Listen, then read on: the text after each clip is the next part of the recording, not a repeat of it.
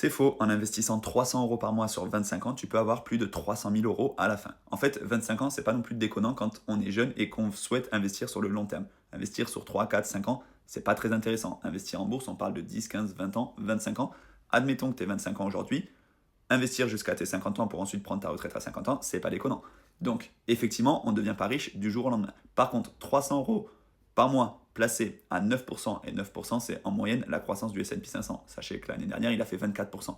Mais on va dire 300 euros par mois à 9%, à la fin, tu auras plus de 300 000 euros. Et justement, la puissance des intérêts composés, elle réside dans le long terme. En fait, tu auras 222 000 euros qui proviendront de tes intérêts, alors que tu auras versé que 91 000 euros. 300 euros par mois sur 25 ans, tu auras versé 91 000 euros. Et tout le reste, ce sera les intérêts qui auront été générés en fait grâce à l'effet boule de neige. Donc non, on n'a pas besoin d'un gros capital pour débuter. Tu peux débuter de zéro, tu peux investir régulièrement. Il faut juste avoir une certaine discipline. Il faut juste avoir des objectifs en termes de long terme. 5, 10, 15, 20 ans, 25 ans, 30 ans même si tu veux.